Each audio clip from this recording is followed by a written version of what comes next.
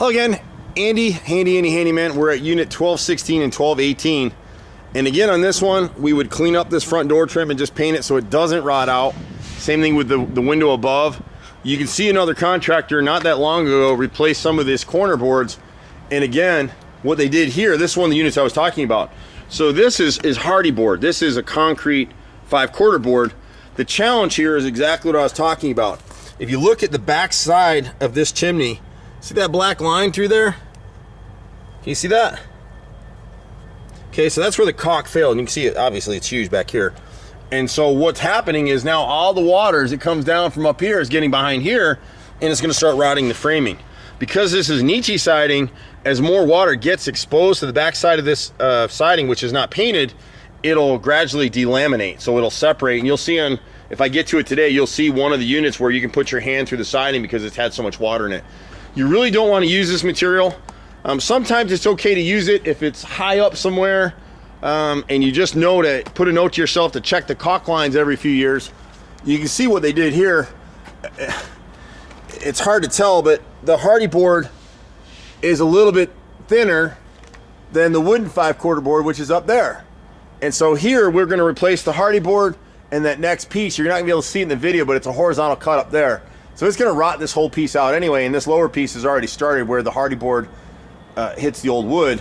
And then what they did to fill the difference in the gap is they caulked it. So you have this huge caulk line here, and you can see right up in there it's already failing, and that's what's going to be costing these people some money. And you give it a little bit of time, and then the wood looks like this.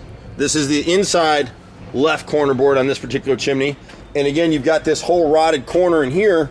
These are expensive repairs. The inside corner is very difficult to make. We have to remove the siding to get access to it. It's not an easy repair.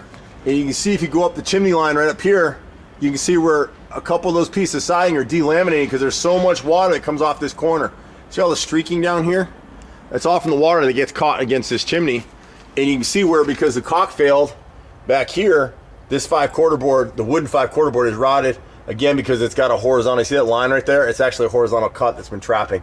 So we'll replace this whole left side will be replaced with two pieces. You want to minimize the cut, so we'll have two cuts there. All the corner board will be wood, but it'll be back primed and sealed, caulked with premium caulk. You're working on these projects, ask your painter, what paint are you using? What caulk are you using? All paints and caulks are not created equal. We run into this all the time. When we paint a house, we're more expensive. We use Sherwin-Williams elastomeric paint, a Duration product.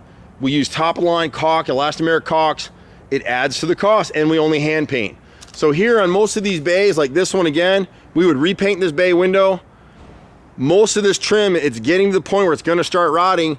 And again, because it's got the metal cap on the mansard roof that was never sealed. It's been like that since the house was built. So every time someone's coming here to work, they just never bothered with it or caught it, or unfortunately, a lot of contractors just don't know what they're doing. On some of these, what we call the firewall, we just need to clean up and seal, make repairs to the faces and repaint the face. And again, you can see closer up what happens. See where the caulk is failing right here?